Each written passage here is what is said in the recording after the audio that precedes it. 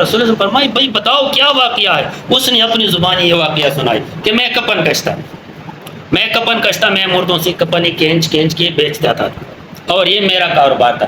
انصار کی، مدینہ کی انصار کی ایک لڑکی فوت ہو گئی، میں راتوں رات گیا، وہ قبر میں نے کھول لیا، کپن کھینچ لیا، لڑکی بہت خوبصورت تھی، میرے دل میں شیطانی حرکت آ گیا۔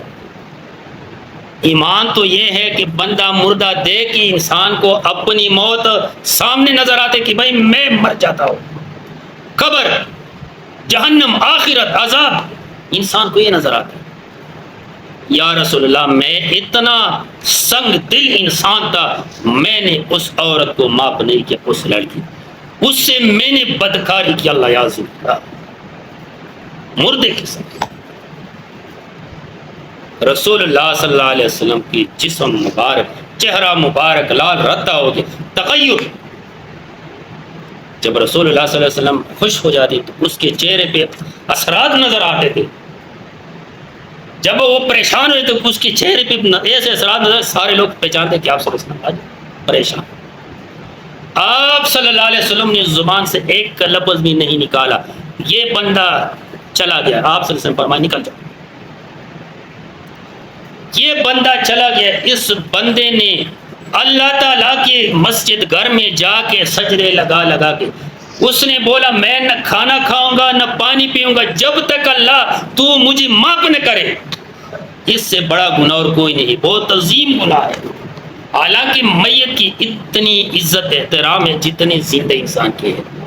رسول اللہ صلی اللہ علیہ وسلم نے فرمایا کہ بھائی قبروں کے اوپر پاؤں نہ رکھو، قدم نہ رکھو، بڑے کے احترام زندے کے احترام اور مردے کے احترام برابر ہے۔ قبر کے اوپر پاؤں رکھ دے جس طرح اس کی جسم کے اوپر تم نے پاؤں رکھ دے۔ قبروں کی بےزتی نہ کرو۔ اور اس نے مردے کی اتنی بےزتی کی۔ ایک جنازہ جا رہا ہے، رسول اللہ صلی اللہ علیہ وسلم نے جنازہ دیکھ کے کھڑے ہو گئے، صحابہ کرام کھڑے، کس نے بولا یہ تو یہودی کا جنازہ ہے۔ رسول اللہ صلی اللہ علیہ وسلم فرمائے مجھے پتہ ہے یہودی ہے لیکن مردہ ہے، مردے کی احترام کرنا چاہیے، مردے کا احترام لازمی، چاہے کوئی بھی ہو، بےزتی نہیں کرنا چاہیے۔ اور اس نے مردے کے ساتھ بدکاری کی۔ یہ 40 دن تک روتا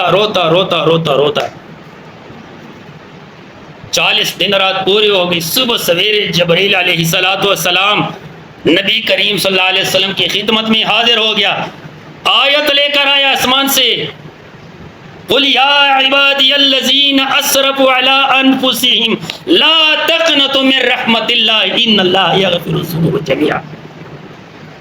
اے میرے محبوب، جس نے اپنے اوپر حد سے زیادہ ظلم کیا اس کی آنسو اللہ تعالیٰ نے قبول کر دیا۔ اس کو بولو کہ آ جاؤ، اللہ نے تمہیں معاف کر دیا۔ پھر رسول اللہ صلی اللہ علیہ وسلم نے بلایا کہ بھائی آ جاؤ، تیرا توبہ قبول ہو گیا، اللہ نے تمہیں معاف کر دیا۔ تو میرے بھائیو، اللہ کی دوستی، اللہ کی محبت وہ دوسری محبت ہے جو اللہ تعالیٰ انسان کو چھوڑتا ہی نہیں، کامیاب کر دیتا ہے، جنت میں لے جاتا ہے۔ تو میرے بھائیو، اللہ سے دوستی یہ دوستی ہے کہ اللہ تعالیٰ کے پیغمبر کی طریقے کو اپنائے، اس کی فیصلوں کو فیصلے سمجھے، اس کی اوامر کو اوامر سمجھے، اس کی نواہی کو نواہی سمجھے۔ جس سے اللہ کے رسول نے منع فرمایا ہے اس سے منع ہو جاؤ، جس کا حکم دے دیا وہ کرو۔ وما اتاکم الرسول فخذوہ، جو اللہ کے پیغمبر دیتا ہے اس کو پکڑ دو، اور ایسے پکڑ دو۔